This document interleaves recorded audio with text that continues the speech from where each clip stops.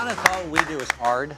But our next guest, not so much. No, our next guest, his name is Colin O'Brady. He became the first person, the fastest person actually, to complete what is known as the Explorers Grand Slam.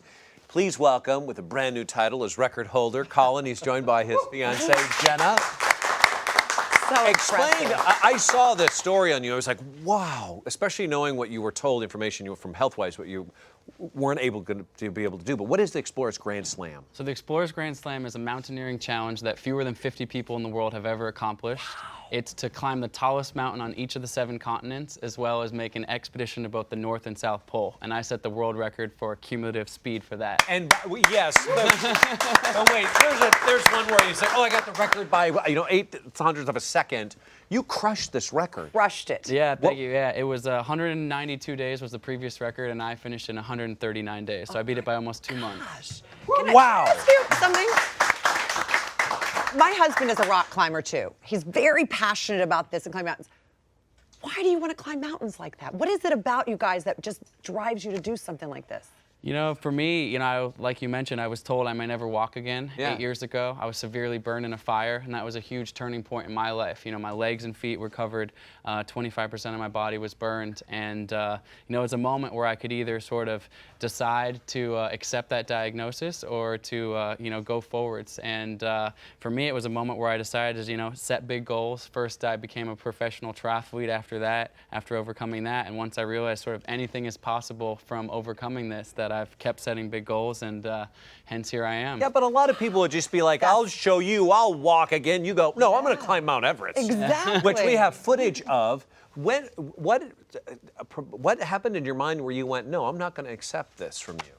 Yeah, I don't know what it was. The wonderful support of Jenna and my family have really rallied behind me in those really hard times and just showed me to keep believing in myself and keep dreaming big. So I couldn't have done it without them and without Jenna. As I mentioned, we have video of you on, I think it's Everest, but when you get to the top. Oh my goodness. I mean,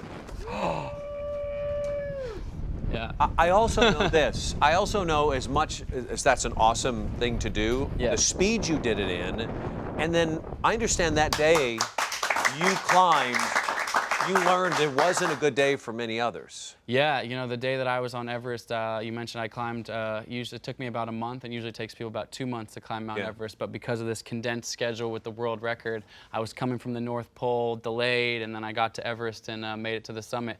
But yeah, unfortunately, 2 other climbers, not anyone who I was climbing with or that I knew, passed away on the same day that I was summiting. So just after coming down and hearing that news really puts into perspective the real danger that exists up there. Jenna, when you hear that news, you're his full support. You are his support system. He said it himself. But when you hear that news, aren't you afraid to let him go sometimes every time he climbs another mountain? Absolutely. Watching that footage back just chills again. It was a scary moment for sure, and this project has been a test of my perseverance, but I think is really a testament to Colin's skill in the mountains. But what she's not telling you is that she's also been the major support and rock behind me. When I was actually about to leave for the summit of Everest, I called her from the satellite phone and I said, the weather's not looking good. I'm pretty scared. I think people are going to get injured or hurt or maybe even die out there today. A lot of frostbite perhaps. And she said to me, despite her own anxieties and fears, she said, I believe in you. You can do it. People are going to summit this mountain today, and you're going to be one of them. So to have the strength to do that, even when she probably wants to say, come down, Right. don't go. Right. Come down. But you summited a mountain with him, I understand. I have. I've summited a few mountains with him, but one in particular. One in particular, yes. That was very special. Right? You want to tell everybody what happened on which mountaintop was it? So this was on the 3rd tallest mountain in Ecuador, a mountain called Cayambe at about 19,000 feet in the Andes. Yeah. I trekked Jenna up there a couple years ago for a special surprise. And you proposed. I proposed, and so I don't know if it's just that she was so tired or couldn't breathe, but thankfully for me, she said yes. Didn't drop the ring. That's what I was so just worried going to about. say, down the mountain. You know, when you have something very, very expensive or something in your possession, you're always checking to make sure it's there. You climbed a mountain, weren't you completely? Yeah, I had this tiny little zipper in my backpack because I didn't want her to look in my backpack or whatever, and the whole time I was kind of just doing this. To make sure is it there? Is it there? Is it there? Is it there?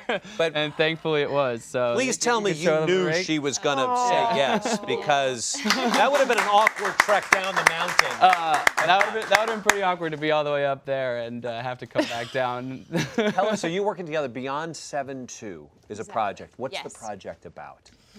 Well, the really inspiration behind me climbing these mountains had to do with we wanted to create an inspirational campaign around getting kids outside and active. So we set ourselves not only the world record goal to climb these mountains faster than everyone, but the other goal we set ourselves was to raise $1 million for charity to combat childhood obesity. So you can check it all out on the website, beyond72.com. All the information is there, but we've partnered with the Alliance for a Healthier Generation, and Jenna really is, leading the charge in that. She's the executive director of our nonprofit. She's helps organize all the outreach we do with the kids, and that's really the inspiration, to show the kids that anything is possible, and if you dream big, you can achieve what you set out to do healthily and successfully. You set a date? Have you set a date? No?